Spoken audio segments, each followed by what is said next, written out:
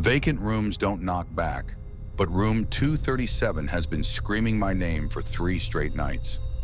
The celestial manor sits perched between dimensions, where the fabric of reality grows thin and magic bleeds through like watercolors in rain. I chose this place specifically because it promised solitude. The brochure mentioned rooms that exist in pocket universes, dining halls that serve memories as meals, and libraries containing books that write themselves while you read. Perfect for someone wanting to disappear from the mundane world for a while. What they didn't mention was that some guests disappear permanently.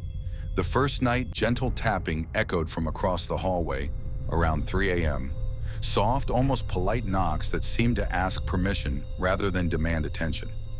I assumed it was the hotel's enchanted infrastructure communicating. These magical buildings have personalities after all. The walls breathe, the floors shift to guide lost guests, and the ceilings sometimes rain stardust when they're happy. Through my door's enchanted peephole, which can pierce most illusions and barriers, room 237 appeared completely dark, empty. But those silver seals covering the door told a different story. Containment magic that strong only gets used when something truly dangerous needs to be locked away forever. The second night, the knocking turned desperate. Urgent banging that made my bones vibrate with panic I couldn't explain. Someone was trapped in there, pleading for help in the only way they could. I grabbed the communication crystal beside my bed and contacted the front desk. Zephyr, the night concierge, answered with his usual ethereal calm. His voice carried the musical quality of someone born in the space between worlds.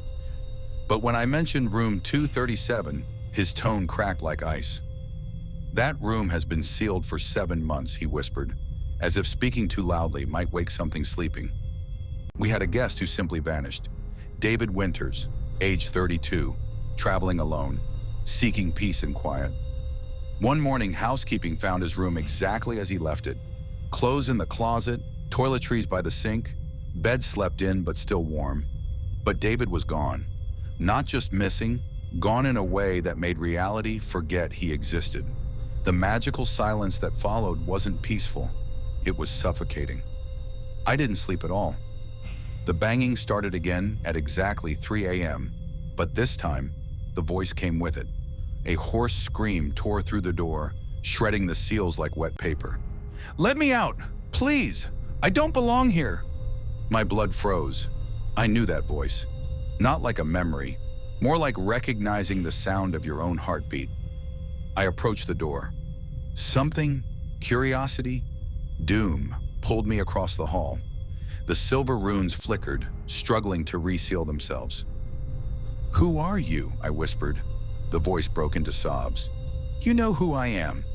Think." A pulse of magic burst from the door, and the runes flashed blinding white. A face appeared beneath the crack, terrified eyes staring up at me. My eyes. "Help me," he begged. "You're the only one who can. I'm stuck in the loop. Every time you check in, I vanish again. Every version of us ends up here." I staggered back. My name, my real name, slammed into my mind like a forgotten dream returning all at once. David Winters, age 32, traveling alone, seeking peace and quiet. I hadn't just chosen this place to disappear. I already had. Zephyr's voice echoed behind me, impossibly close. "We tried to warn you," he breathed. "You never listen. No version of you ever does." The runes reignited, sealing the door shut, sealing me inside. But I was still standing in the hallway. 2 of me. One trapped, one outside. For now, because I could already feel the world thinning around me, memory unraveling like loose thread.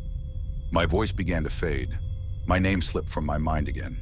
And behind the sealed door, the other me whispered through tears, "Please, when the knocking starts again, don't ignore me next time.